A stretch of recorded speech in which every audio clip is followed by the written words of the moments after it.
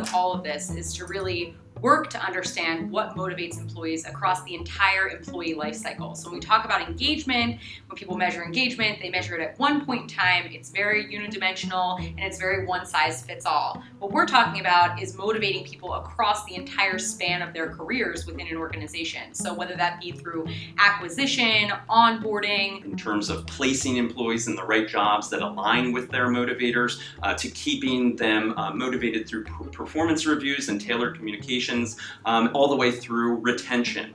What we're really thinking about is engagement from a more holistic standpoint, not engagement from a very sort of narrow unidimensional perspective. And then ultimately how long you can retain them within the organization over time. Are you growing people from the very start of their career that are going to stay with the company for a while and become really all-stars, heavy hitters within the organization? That's what we're talking about here. So it's not just measuring at different points in time how engaged people are and then taking a guess as to what might engage people over time, but rather really understanding the dynamic motivators that exist within people, what it is that motivates them when they get on that job, what it is that's going to motivate them to stay there, and really tailoring the positions to fit those motivators over time so that you end up with a really long-lasting and dedicated employee.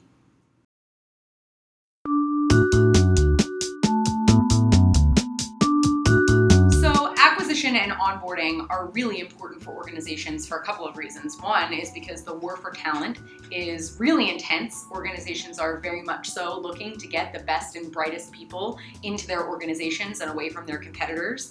And turnover is a huge issue, right? And oftentimes what happens when people turn over is that they turn over within the onboarding process very early on within their engagement within the organization. And part of the reason for this is because we use a very generalized approach to assessing candidates, approaching candidates, to negotiating with candidates, to making offers to candidates. We sort of use the same cookie cutter approach to every candidate that's interested in the organization. And we know that people are much more complex than that people join organizations for much more complex reasons. So using a one-size-fits-all solution to attract people to the organization and to keep people engaged with that process early on in their engagement with the organization is not as complex as the people that you're trying to attract. So what we offer, what we think is a good solution to that, is really understanding what are the motivators that do exist within the candidate pool that you want to pull from. How do you better understand who's interested in your organization and how you can get them on board within your organization in a very targeted way. So imagine if you could tailor the communications that you're having with potential candidates so that they resonate with what motivates that individual person, so that they're more likely to accept that offer than an offer from somebody else, because you're actually speaking to them, you're speaking their language. And that's what's really powerful about this particular assessment, is that now you can have that information in front of you and make decisions about how to engage with candidates before they even get on the job, how you're going to communicate with those candidates and get them on board because you're speaking directly to them, whereas your competitors are speaking to everyone in the same way.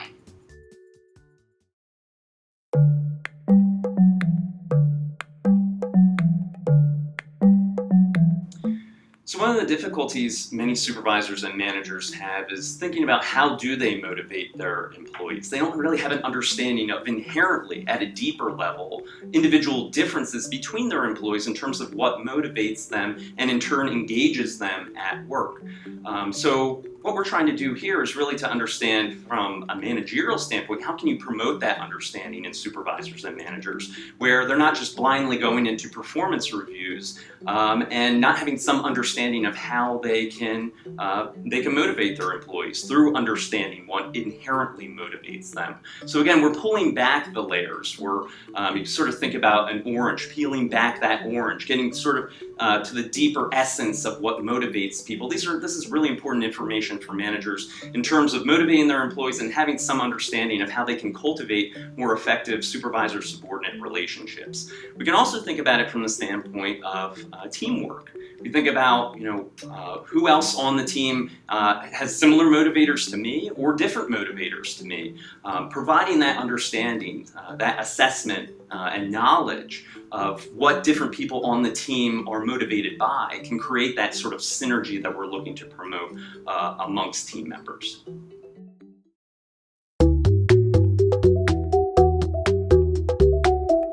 So if we we have some understanding of employees' underlying inherent motivators, we can use that information in order to create tailored communications that speak specifically to employees. So whether we're thinking about, for example, mergers and acquisitions, open enrollment programs, benefits programs, we can tailor those communications regarding those specific initiatives towards employees where they really feel that those communications are speaking to them and that are ultimately engaging to them.